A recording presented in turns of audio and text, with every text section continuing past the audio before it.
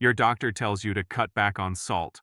So you put the shaker away, stop adding salt to your cooking, and eat the blandest food of your life for 2 weeks, and you are absolutely miserable. Sound familiar? Here is what nobody tells you. Cutting salt does not have to mean cutting flavor. In fact, I am going to show you today that a low-sodium kitchen can actually be more flavorful, more exciting, and more satisfying than anything you have been eating before. Because the real secret to food that tastes incredible is not salt. And today, I am going to prove it to you, one delicious trick at a time. Welcome back to Healthy Living After 50. I'm Dr. Michael Kent, and today we are tackling one of the most common and most emotionally charged conversations I have with patients, the conversation about salt.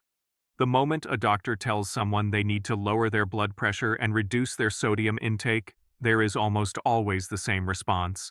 A long pause, a slightly defeated look, and then the words, "But doctor, that means giving up everything I love to eat." And I completely understand that feeling.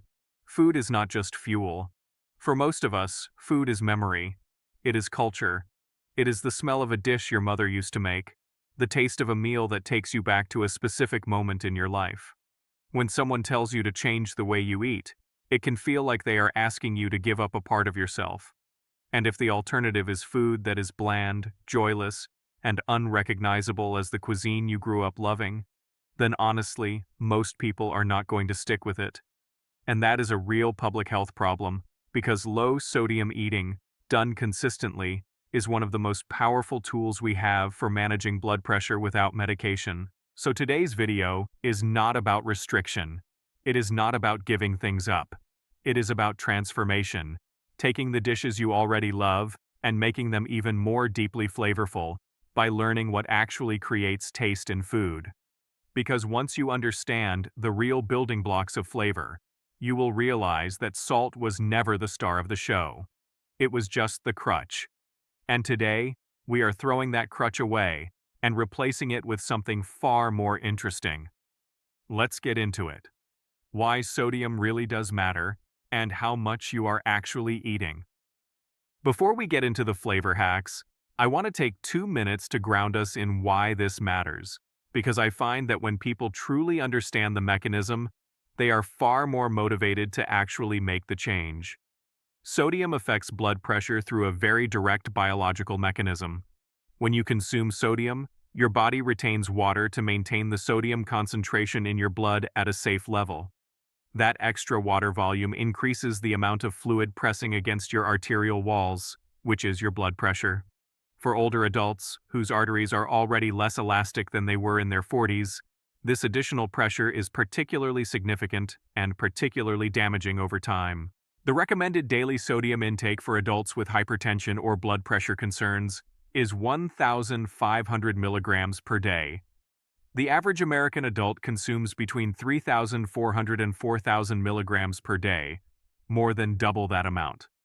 And here is the part that shocks most people when they first hear it.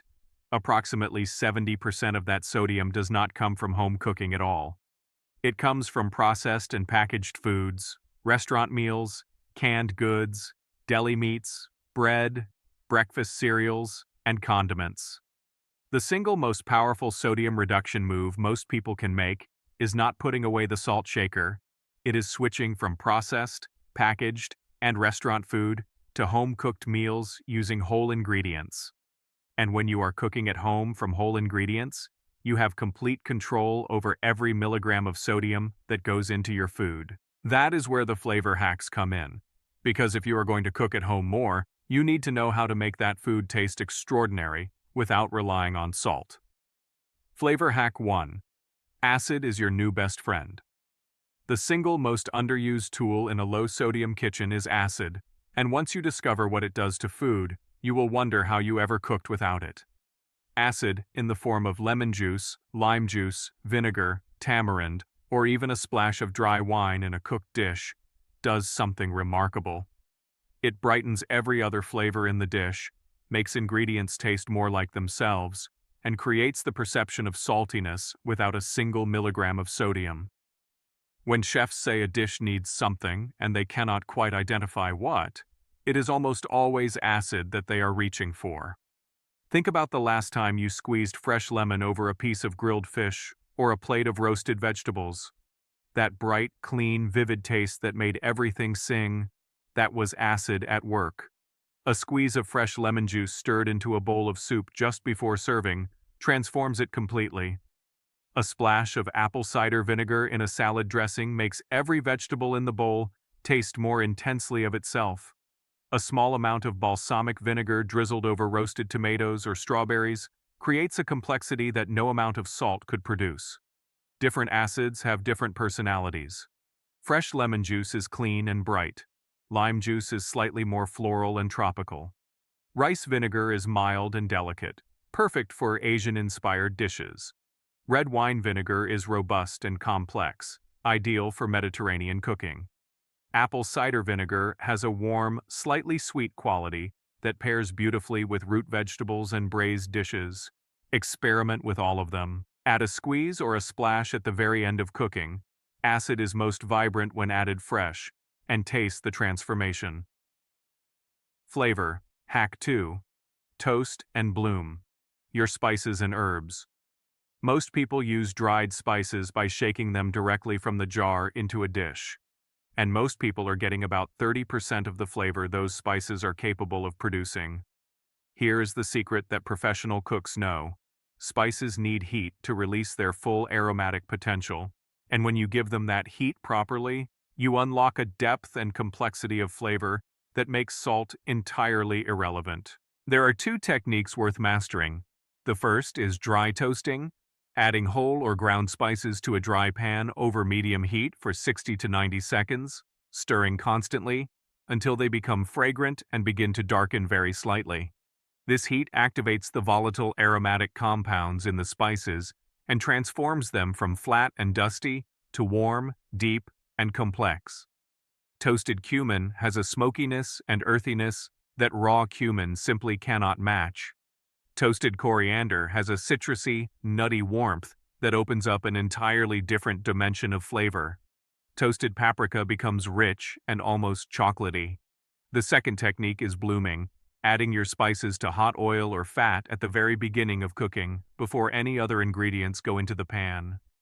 The fat carries and amplifies the aromatic compounds in the spices, coating every subsequent ingredient with their flavor as the dish builds. This is the technique behind the extraordinary depth of flavor in Indian curries, Middle Eastern stews, and Mexican mole, cuisines that have always known how to build magnificent flavor without relying on excessive salt. Beyond dried spices, fresh herbs are one of the most powerful flavor tools available.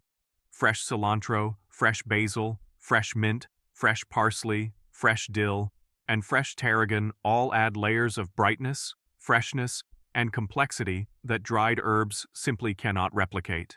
Add fresh herbs generously at the end of cooking. They are fragile, and their flavor dissipates quickly with heat, and you will add a vibrancy to your dishes that no amount of salt could match. Flavor hack 3. Embrace alliums and aromatics. If there is one category of ingredient that forms the flavor foundation of virtually every great cuisine on earth, it is the allium family: onions, garlic, shallots, leeks, scallions, and chives. And the remarkable thing about alliums is that their flavor changes dramatically depending on how you cook them, giving you an extraordinary range of taste profiles from a single category of ingredient. Raw garlic is sharp, pungent, and intensely aromatic, perfect for adding a bold punch to dressings, marinades, and dips. Garlic that is slowly roasted in its skin becomes sweet, mellow, and almost buttery, with a depth of flavor that is completely unrecognizable from its raw form. Roasted garlic spread on a piece of whole grain bread with a drizzle of olive oil is one of the most satisfying and genuinely delicious low-sodium foods in existence. Onions that are caramelized slowly over low heat for 30 to 40 minutes transform their sugars into a deep, jammy sweetness that adds extraordinary richness to soups, stews, pizza, sandwiches, and grain bowls. This caramelization process takes patience, but almost no skill. It is simply time and low heat doing the work, and the result is a flavor so rich and complex that it elevates every dish it touches. Shallots have a more delicate, slightly wine-like flavor than regular onions, and are exceptional in vinaigrettes and pan sauces. Leeks are mild and sweet, and add a silky, elegant quality to soups and gratins. Scallions and chives bring a fresh, light onion note that brightens finished dishes beautifully. Use alliums generously and cook them thoughtfully, and your food will have a foundation of flavor that makes you forget salt was ever part of the equation. Flavor, Hack 4. Harness the power of umami. Umami is the fifth basic taste, alongside sweet, sour, salty, and bitter, and it is perhaps the most misunderstood and underappreciated flavor dimension in home cooking. Umami is often described as savory, meaty, or deeply satisfying, the quality that makes certain foods feel complete and substantial, in a way that lingers pleasantly after you have swallowed. And here is the critical connection for low-sodium cooking. Umami and saltiness are perceived by the brain through overlapping neural pathways, meaning that foods high in natural umami compounds genuinely reduce the perceived need for salt. When you cook with umami-rich ingredients, your food tastes more satisfying with less sodium. The ingredient with arguably the highest natural umami content available to home cooks is the dried mushroom, particularly dried shiitake, dried porcini, and dried morel mushrooms. Reconstituting dried mushrooms in warm water, and then using both the mushrooms and their soaking liquid, strained to remove any grit, adds an extraordinary depth of savory flavor to soups, risottos, pasta sauces, and braises. Tomatoes, particularly slow-roasted or sun-dried tomatoes, are intensely umami-rich. Roasting fresh tomatoes in the oven at low temperature for 2 to 3 hours concentrates their natural glutamates, the amino acids responsible for umami, and produces a sweet, savory, intensely flavored tomato that transforms pasta sauces, grain dishes, and sandwiches. Nutritional yeast, a deactivated yeast available in health food stores and increasingly in regular supermarkets, has a naturally cheesy, savory, nutty flavor and is one of the most useful tools in a low-sodium kitchen. Sprinkled over popcorn, pasta, roasted vegetables, or soups, it adds a rich, satisfying umami dimension with virtually no sodium. Miso paste is another powerful umami ingredient, though it does contain sodium, so it should be used in small quantities. But even a teaspoon of white miso stirred into a soup or sauce at the end of cooking adds a depth of flavor that is genuinely remarkable. Anchovies dissolved in olive oil at the beginning of a dish, a technique used in Italian cooking for centuries, add an intense savory backbone without any detectable fishy flavor, because the fish dissolves completely into the oil and simply amplifies everything else in the dish. Flavor Hack 5. Use potassium-rich foods that help your blood pressure too. This hack is a genuine 2-for-1. Ingredients that add natural flavor and simultaneously help lower blood pressure through their own nutritional action. Potassium is the mineral that directly counteracts the blood pressure-raising effects of sodium. It helps your kidneys excrete excess sodium, relaxes blood vessel walls, and reduces arterial tension. Research consistently shows that increasing potassium intake has a meaningful blood pressure-lowering effect, particularly when combined with sodium reduction, and the effect is most pronounced in older adults. The good news is that the foods richest in potassium are also some of the most flavorful and versatile ingredients available. Avocados are extraordinarily rich in potassium. A single avocado contains more potassium than a banana, and their creamy richness makes them a perfect salt substitute in dressings, dips, and spreads. Mashed avocado with lime juice, garlic, and fresh herbs is one of the most satisfying low-sodium flavor bombs you can put on anything. Sweet potatoes are rich in potassium and have a natural sweetness that adds beautiful complexity to both savory and sweet dishes. Roasted with a little smoked paprika, cumin, and a drizzle of olive oil, they become one of the most deeply satisfying side dishes imaginable. No salt required. Beans and lentils are potassium powerhouses and also contribute to the savory, substantial quality of a dish that might otherwise make you reach for the salt shaker. Spinach, kale, and Swiss chard are all high in potassium and add a mineral richness to cooked dishes that provides a depth of flavor in its own right. Bananas, though perhaps less versatile in savory cooking, are worth mentioning as a potassium-rich snack that genuinely supports blood pressure management. When you build your meals around these ingredients, you are simultaneously creating more flavorful food and actively working to lower your blood pressure, which is precisely the kind of synergy that makes healthy eating sustainable rather than punishing. Flavor Hack 6. Master the art of texture and heat. Two of the most underappreciated dimensions of food satisfaction are texture and heat, and both can dramatically reduce the perceived need for salt. When food has interesting, varied textures, the crunch of toasted seeds on top of a soup, the crispy edges of roasted vegetables, the chewiness of a whole grain next to the tenderness of a braised legume. It engages your senses in a way that makes the eating experience feel complete and satisfying, without relying on sodium for that feeling of fullness and pleasure. Toast your nuts and seeds before adding them to dishes. A handful of toasted sesame seeds, sunflower seeds, pumpkin seeds, or chopped walnuts sprinkled over a grain bowl, salad, or roasted vegetable dish adds not just crunch, but a toasty, nutty depth of flavor that elevates the entire plate. Roast your vegetables at high heat, 400 to 425 degrees Fahrenheit, rather than steaming or boiling them. High heat roasting creates something called the Maillard reaction on the surface of the vegetable, the same browning process that makes seared meat so flavorful, which produces dozens of complex flavor compounds that simply do not exist in steamed or boiled versions of the same vegetable. A roasted carrot tastes profoundly different from a boiled carrot, and that difference is entirely in the flavor compounds created by high heat, not in the salt content. As for heat from chili, fresh chilies, dried chili flakes, cayenne, and black pepper all stimulate different receptors on your tongue and in your mouth that create a sense of vibrancy and aliveness in food that reduces the perceived need for salt. Capsaicin, the compound in chili peppers responsible for their heat, has also been associated in research with mild blood pressure lowering effects through its action on blood vessel dilation. A pinch of chili flakes, a grind of fresh black pepper, or a small amount of fresh chili in a dish does not have to make your food spicy in an overwhelming way. Even a very small amount adds a warmth and excitement that makes the whole dish feel more alive and satisfying.